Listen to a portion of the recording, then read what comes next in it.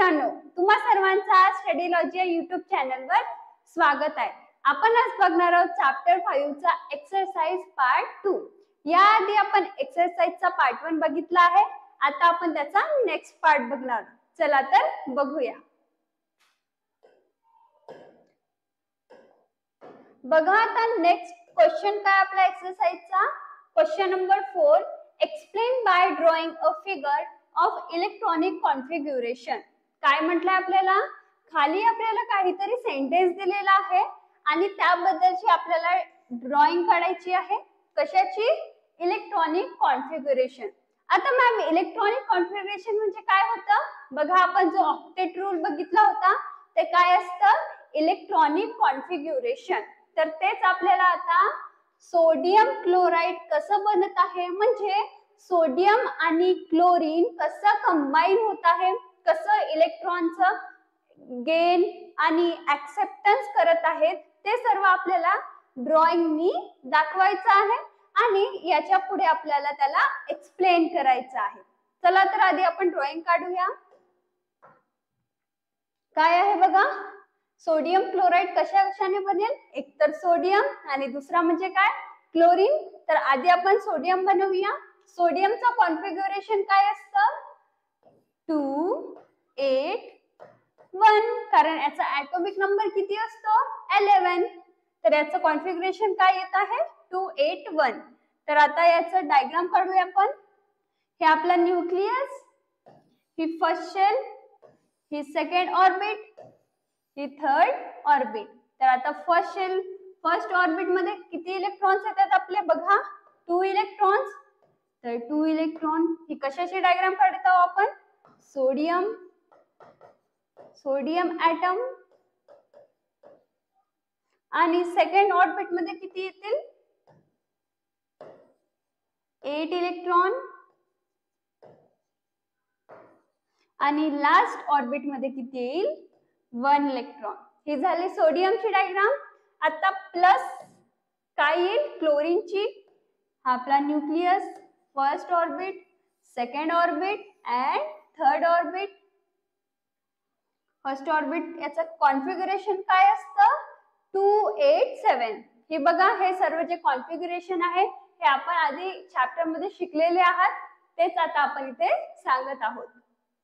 तर काय आहे? 2 8 7। तर फर्स्ट ऑर्बिट मध्ये किती? 2 इलेक्ट्रॉन। सेकंड ऑर्बिट मध्ये किती? 8 इलेक्ट्रॉन।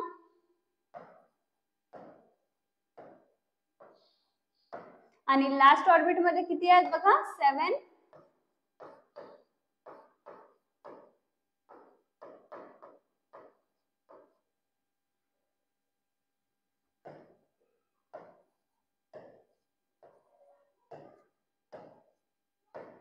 झाले 7। आता मॅम यामध्ये कसला बॉन्ड होतो, यामध्ये कशी रिएक्शन होते आणि कसं सोडियम क्लोराइड बनतो? तर बघा, आपल्या सोडियम कडे एक्स्ट्रा इलेक्ट्रॉन आहे, तो पण एकच। आणि या क्लोरीनला पण ऑक्टेट रूल पूर्ण म्हणजे 287 चा 288 म्हणजे त्याची ऑक्टेट पूर्ण करण्यासाठी त्याला पण एकच इलेक्ट्रॉन लागत आहे। तर तो काय करतो? एक इलेक्ट्रॉन सोडियम कडून घेऊन टाकतो आणि सोडियम पण त्याला देऊन टाकतो।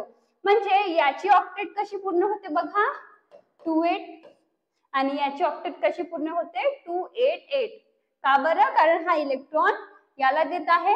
आता हा इलेक्ट्रॉन इथे चालला जाईल, इथे जाईल आणि या दोघांचा बॉन्ड फॉर्म होईल। त्या बॉन्डचं नाव काय असतं? Ionic bond.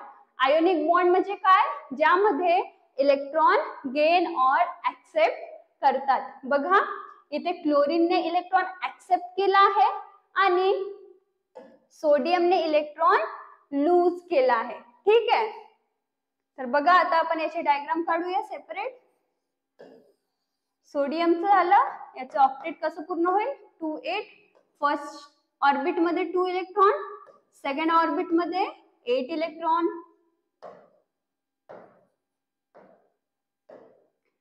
आणि क्लोरीनचं कसं येईल बघा, हा nucleus, first orbit, second orbit and last orbit. हा ऑक्टेट येईल बघा 288। आता आपण हे पुट करूया इथे 1 2 3 4 5 6 7 8 आणि लास्ट ऑर्बिट मध्ये सुद्धा किती असतील 8.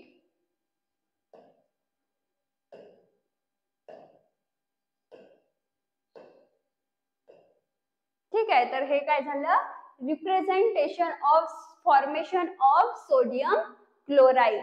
ठीक आहे, तर आपण सोडियम घेतला, मग क्लोरीन घेतला आणि या दोघांचा मिळून काय फॉर्म झाला सोडियम क्लोराइड.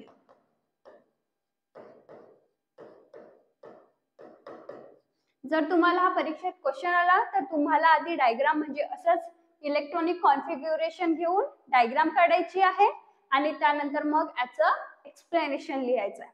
ठीक आहे, हा तुम्हाला 4 मार्क्स साठी क्वेश्चन येऊ शकतो.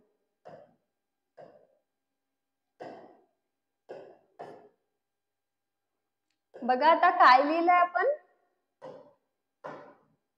There is one electron in outermost orbit of sodium atom. आपल्याला माहिती आहे सोडियमच्या एटम मध्ये outermost shell मध्ये outermost orbit मध्ये किती इलेक्ट्रॉन असतात 1 electron. After it release sodium become positive ion, कारण तो इलेक्ट्रॉन देत आहे, देणारा काय असतो नेहमी पॉझिटिव्ह असतो, become positive ion. At the same time the chlorine atom gain 1 electron in its outermost shell. जो इलेक्ट्रॉन सोडियम लूज करून टाकतो तोच क्लोरीन घेऊन टाकतो.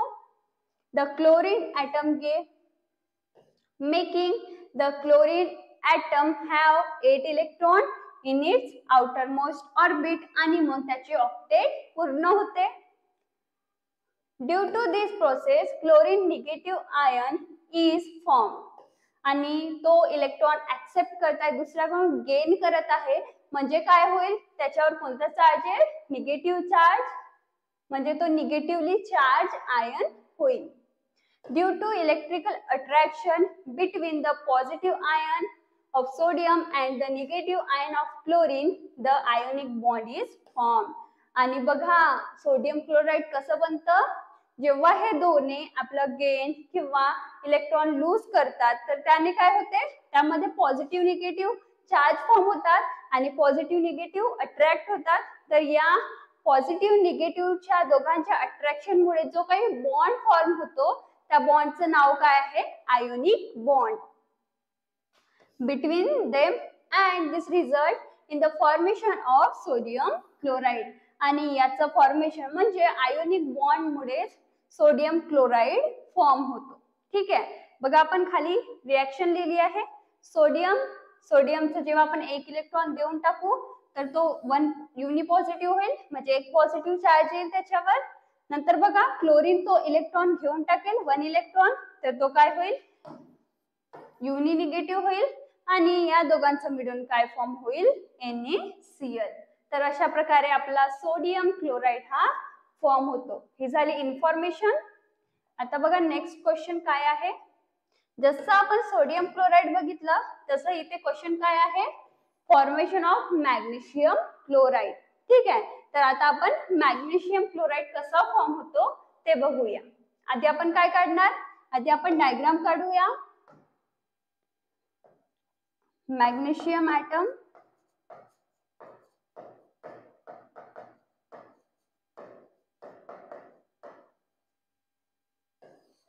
मॅग्नेशियमचं इलेक्ट्रॉनिक कॉन्फिगरेशन काय असतं 282, कारण याचा ॲटॉमिक नंबर काय असतो 12.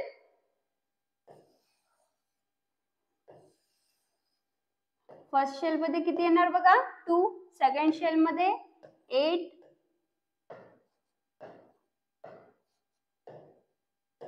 आणि लास्ट मध्ये किती येतील 2. ठीक आहे, आता पुन्हा काय आहे क्लोरीन, पुन्हा क्लोरीन काढूया आपण. क्लोरीनचं कॉन्फिगरेशन मागे बघितलं आपण किती होतं 287.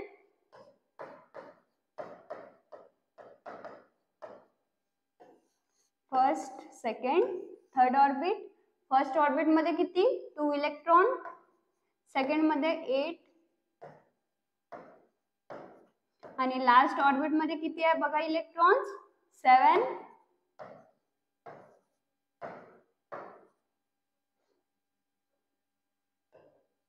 ठीक आहे, तर हे झालं 7. आणि आता जेव्हा आपला मॅग्नेशियम ॲटम आपला आउटर मोस्ट शेल मधलं जे 2 इलेक्ट्रॉन आहे ते जेव्हा डोनेट करून टाकेल, म्हणजे ह्या क्लोरीनला देऊन टाकेल. पण मॅम या क्लोरीनला तर फक्त 1 इलेक्ट्रॉनची गरज आहे, मग तो दुसरा इलेक्ट्रॉन कोणाला देणार? याच इलेक्ट्रॉन याच क्लोरीनच्या ॲटम मध्ये टाकणार का? नाही, अजून एक पुन्हा दुसरा एक क्लोरीन ॲटम येणार. जसं हा ॲटम आहे तसंच मॅग्नेशियमला 2 क्लोरीन ॲटम अटॅच होणार. म्हणजे एक ॲटम याला 1 इलेक्ट्रॉन याला देईल आणि 1 इलेक्ट्रॉन दुसऱ्या क्लोरीनला देईल. म्हणजे आपल्याला पुन्हा इथे एक क्लोरीन काढायचं आहे. फर्स्ट जसं हा आहे तसं सेम.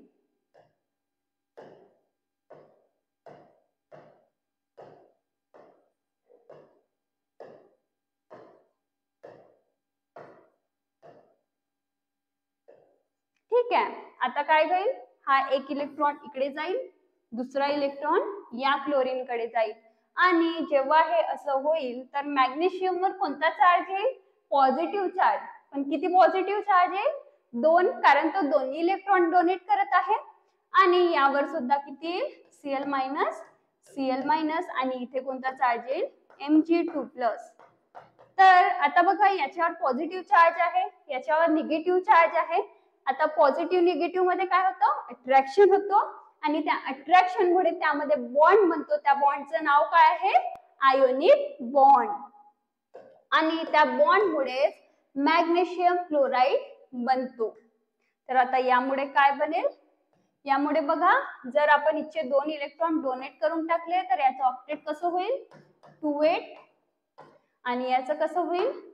2-8-8. आणि वरच्या क्लोरीनचं सुद्धा काय होईल? 2-8-8. म्हणजे तिघांचं पण ऑक्टेट रूलनी ऑक्टेट पूर्ण झालेला आहे.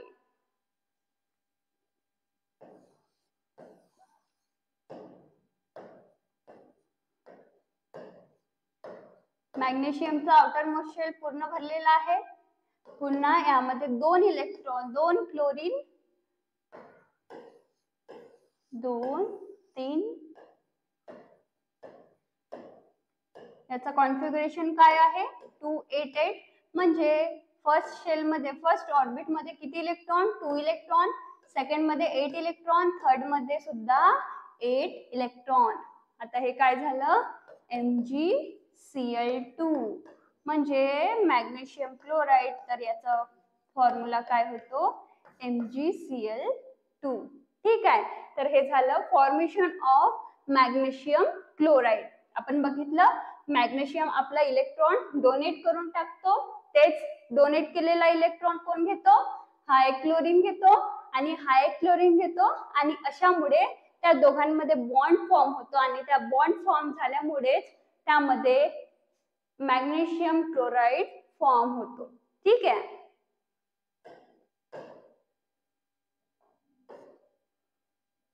आता बघा, इथे एक्सप्लेन केलंय आपण. There are 2 electrons in the outermost orbit of magnesium. हे आपल्याला माहिती आहे, मॅग्नेशियमचे outermost orbit मध्ये किती इलेक्ट्रॉन असतात? 2 electrons, which are discarded to form double positive ion. जर तो 2 इलेक्ट्रॉन डोनेट करत आहे, डोनेट करणाऱ्याला पॉझिटिव्ह चार्ज मिळतो. आणि हा जर 2 इलेक्ट्रॉन आपला डोनेट करत आहे तर 2 पॉझिटिव्ह होईल, म्हणजे double positive ion of magnesium. There are 7 electron in chlorine atom. आपल्याला माहिती आहे क्लोरीनच्या आउटर मोस्ट शेल मध्ये किती इलेक्ट्रॉन असतात? 7. And atom of chlorine gains 1 electron and complete 8 electrons in the outermost orbit to form chloride ion. 2 electrons of chlorine given from 1 atom of magnesium are accepted by 2 atoms of chlorine. आपण जे magnesium कडनं 2 electron donate करत आहोत तो कोण घेत आहे? Chlorine. 2 atoms of chlorine and 2 negative ions of chlorine are formed. Due to electrostatic attraction between positive ion and the negative ion of chlorine, an ionic bond is formed between them, forming magnesium chloride. ठीक आहे. तर हे झालं formation of magnesium chloride. Next question बघूया. Question number 5. Show the dissociation of following compounds on dissolving in water with the help of chemical equation and write whether the proportion of dissociation is small or large. काय म्हटलं आहे आपल्याला? आपल्याला खाली दिलेला आहे एक कंपाऊंड दिलेला आहे आणि आपल्याला त्याचा डिसोसिएशन काय होईल, म्हणजे जसं हायड्रोजन क्लोराइड म्हणजे हायड्रोक्लोरिक ऍसिड आहे, हा जेव्हा डिसोशिएट होईल तर कोणकोणते अनायन बनतील, कोणकोणते कटायन बनतील ते आपल्याला इथे शो करायचे आहे. परत काय लिहायचं आपल्याला? परत लिहायचं आहे की जो डिसोसिएशन होत आहे तो किती जास्त लेवलवर होत आहे की किती कमी लेवल, म्हणजे डिसोसिएशन लार्ज आहे की डिसोसिएशन स्मॉल आहे ते लिहायचं आहे. आता बघा पहिला क्वेश्चन काय आहे, हायड्रोक्लोरिक ऍसिड. हायड्रोक्लोरिक म्हणजे HCl होतो. HCl ला जेव्हा आपण पाण्यात टाकू, पाण्यात टाकल्यानंतर काय होतं, त्यामध्ये डिसोसिएशन होतं, त्यामधले पॉझिटिव्ह आयन आणि निगेटिव्ह आयन सेपरेट होतात. तर बघा हा H+ आणि हा Cl-, तर हे झाले डिसोसिएटेड आयन. आता बघा यामध्ये हा जो डिसोसिएशन झालाय हा लार्ज आहे की स्मॉल आहे कसं समजेल आपल्याला? आपण बघा एक टर्म बघितली होती की जो एखादा कंपाऊंड जर जास्त डिसोसिएट होत असेल तर तो स्ट्रॉंग ऍसिड आहे. तर बघा आपला HCl काय आहे, स्ट्रॉंग ऍसिड आहे. म्हणजे काय की तो पूर्णपणे डिसोशिएट होत असेल आणि पूर्णपणे डिसोशिएट होत आहे म्हणजे काय, डिसोसिएशन लार्ज प्रोपोर्शन वर होत आहे. तर आपण इथे काय लिहूया की डिसोसिएशन इज लार्ज. ठीक आहे. आता बघा नेक्स्ट सोडियम क्लोराइड. आता बघा सोडियम क्लोराइड काय आहे, सॉल्ट आहे. NaCl ला जेव्हा आपण पाण्यात टाकू काय फॉर्म होईल, Na+, Cl-. तर बघा याचं पण डिसोसिएशन काय आहे, लार्ज प्रोपोर्शन वर आहे.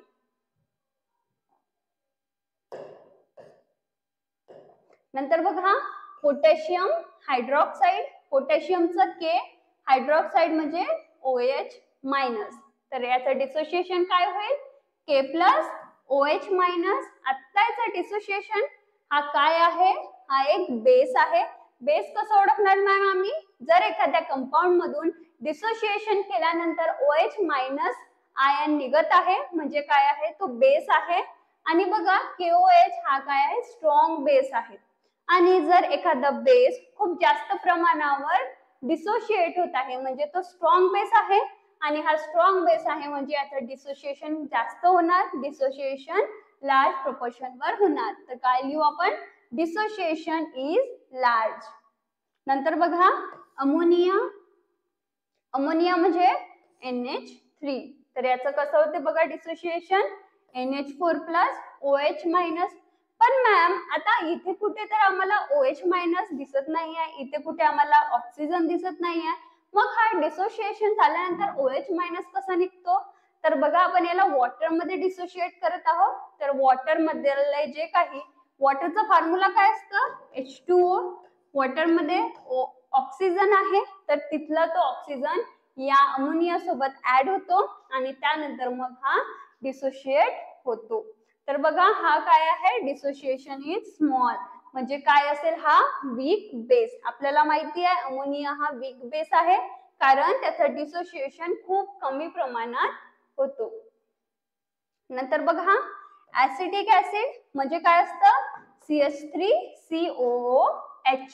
याचं डिसोसिएशन होईल तर काय बनेल, एक बनेल H+, म्हणजे हा H+ निघाला. आता उरलेलं काय येईल, कटायन वाला, अनायन वाला पार्ट. कटायन आपला काय आहे H+, कटायनला सोडलं तर आपल्याकडे अनायन काय उरतो, CH3COOH निगेटिव्ह. ठीक आहे. तर हे झालं डिसोसिएशन आणि डिसोसिएशन इज स्मॉल कारण ऍसिटिक ऍसिड हा वीक ऍसिड आहे आणि सांगितलं मी की वीक ऍसिड आहे म्हणजे तो डिसोशिएट जास्त होणार नाही. ठीक आहे.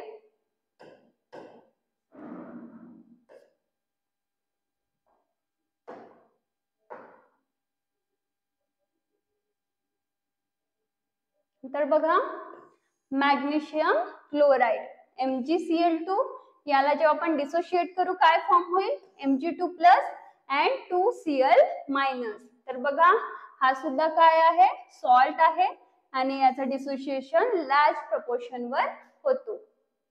नंतर बघा कॉपर सल्फेट COSO4 याचं डिसोसिएशन झाल्यावर काय बनेल CO2 प्लस आणि SO4 2 मायनस. याचं डिसोसिएशन काय होतं डिसोसिएशन इज लार्ज.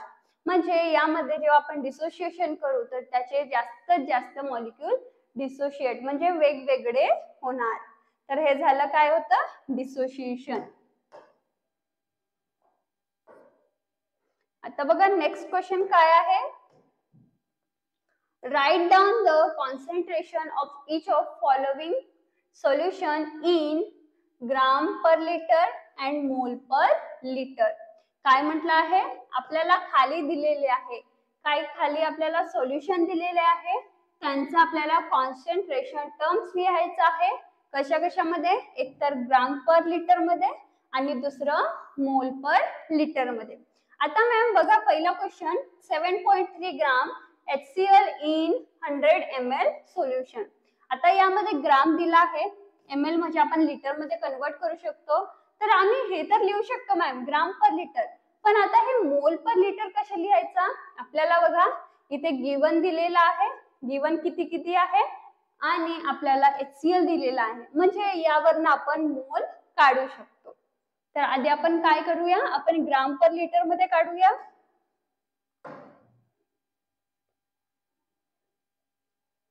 .3 ग्राम आता लिटर मध्ये करायचं आहे 100 ml ला. तर 100 ml ला आपण 1000 ने डिवाइड करू काय येईल 0.1 लिटर. तर आधी आपण कॉन्सन्ट्रेशन टर्म ग्राम पर लिटर मध्ये काय येईल ग्राम 7.3 डिवाइडेड बाय 0.1 म्हणजे काय येईल 73 ग्राम पर लिटर. हा झाला फर्स्ट सोल्युशन. आता सेकंड काय आहे मोल पर लिटर. आता बघा मोल पर लिटर काढण्यासाठी आपल्याकडे गिवन दिलेला आहे. मोल कसं काढतो आपण जे काही गिवन क्वांटिटी दिली आहे डिवाइडेड बाय HCl. HCl चा मॉलिक्युलर मास काय येईल HCl 36.5.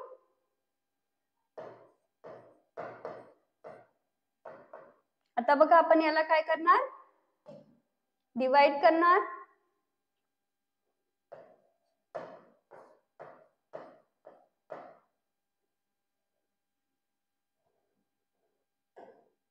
तर काय येतो हा 2/10 येतो म्हणजे काय 0.2. तर आपला आन्सर काय येईल कॉन्सन्ट्रेशन इन मोल पर लिटर काय येईल बघा 0.2. आता मोल आला 0.2 आणि लिटर म्हणजे आपल्याला किती कन्वर्ट केलं 0.1. तर काय येईल 2 मोल पर लिटर. तर आता आपण फर्स्ट आन्सर काढलेला होता इथे 73 ग्राम पर लिटर आणि सेकंड आन्सर काढला आपण इथे 2 मोल पर लिटर. तर आता आपण खाली लिहू शकतो काय लिहूया concentration in gram per liter what is 73 gram per liter and concentration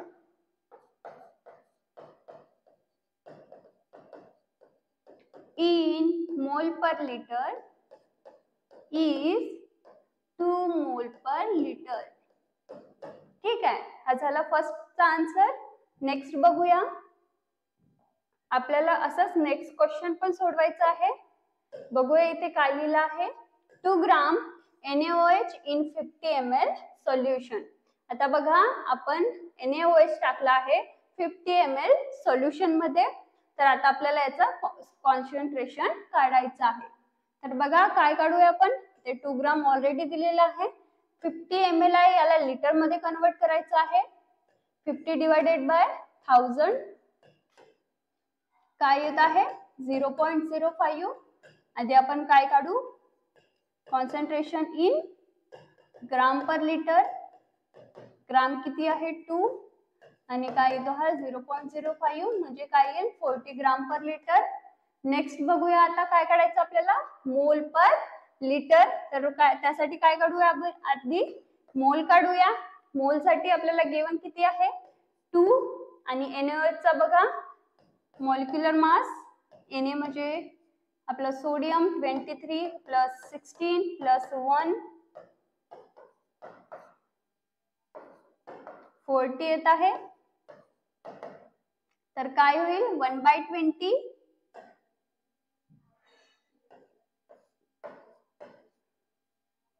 म्हणजे काय येईल 0.05 मोल.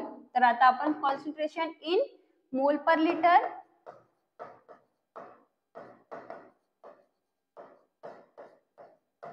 मोल किती आला 0.05 आणि आपला लिटर म्हणजे आपलं सोल्युशन किती मध्ये आहे 0.05 लिटर म्हणजे काय येईल हा 1. तर आपण दोन्ही काढलं एक हे आधी एक हे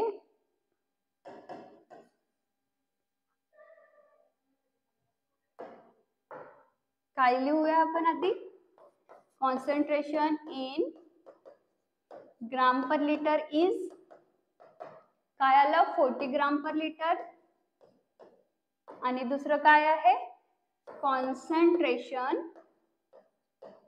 इन मोल पर लिटर इज किती आलेला आहे बघा 1 मोल पर लिटर. ठीक आहे. तर हे झालं concentration in gram per litre आणि पुन्हा काय काढलं आपण कॉन्सन्ट्रेशन इन मोल पर लिटर. नेक्स्ट क्वेश्चन पण बघा सेम तसंच आहे 3 ग्राम CH3COOH इन 100 ml सोल्युशन. ठीक आहे. आता बघा 3 ग्राम दिलेला आहे आणि 100 ml ला आपण लिटर मध्ये कन्वर्ट करूया काय येईल 0.1 लिटर.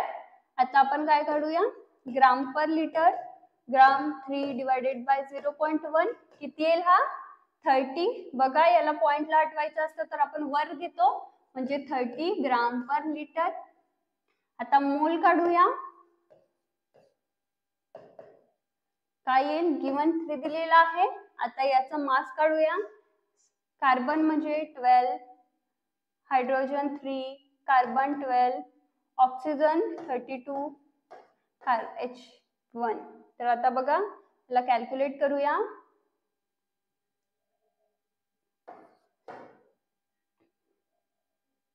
काय येत आहे बघा 60 CH3 म्हणजे हे काय आपल्या ऍसिटिक ऍसिडचा मॉलिक्युलर मास किती येतो 60. तर हे काय येईल बघा 1/20 म्हणजे सेम मागच्या सारखं 0.05.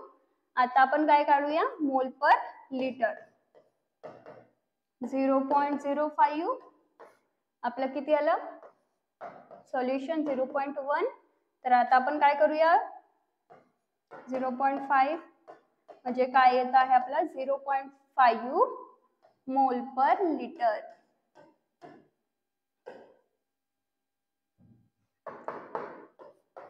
कॉन्सन्ट्रेशन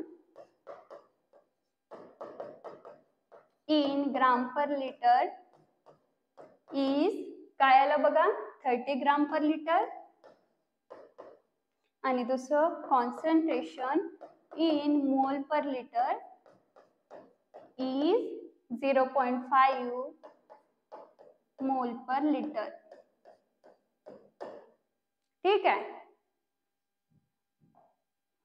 आता बघा सेम क्वेश्चन आहे 4.9 ग्राम H2SO4 in 200 ml of solution. आता याचा आन्सर काढायचा आपल्याला आपल्याला ग्राम दिलेला आहे 4.9 ग्राम आणि किती होते 200 ml. तर 200 डिवाइडेड बाय किती केलं 1000 तर काय येईल बघा 0.2 लिटर. आता ग्राम पर लिटर काय येईल 4.9 डिवाइडेड बाय 0.2 तर हा काय येतो 24.5 ग्राम पर लिटर आणि मोल किती येतो बघा मोल कसं काढणार 4.9 डिवाइडेड बाय H2SO4 चा मॉलिक्युलर मास किती येतो 98. तर बघा काय येतो आन्सर 1/20 म्हणजे किती येईल 0.05. आता मोल पर लिटरचं काढायचं आहे कॉन्सन्ट्रेशन, तर 0.05 डिवायडेड बाय लिटर किती 0.2, तर काय येईल 0.5 डिवायडेड बाय 2. आता याला कसं करणार 5 डिवायडेड बाय 10 इंटू 2, तर 5 डिवायडेड बाय 20 म्हणजे काय येईल 1/4 म्हणजे काय येईल 0.25 मोल पर लिटर. ठीक आहे, तर आता लिहूया concentration in gram per litre is 24.5 gram per litre आणि कॉन्सन्ट्रेशन इन मोल पर लिटर इज 0.25 मोल पर लिटर. ठीक आहे, तर आपण आज इथपर्यंतच बघूया. याचा पुढचा लेक्चर आपण नेक्स्ट व्हिडिओमध्ये बघणार आहोत. तुम्हाला आमचा आजचा व्हिडिओ आवडला असेल तर व्हिडिओला लाईक करा आणि असेच उपयोगी व्हिडिओज बघण्यासाठी चॅनलला सबस्क्राईब करा. चला तर पुन्हा भेटूया आपल्या नेक्स्ट लेक्चरमध्ये. तोपर्यंत बाय बाय.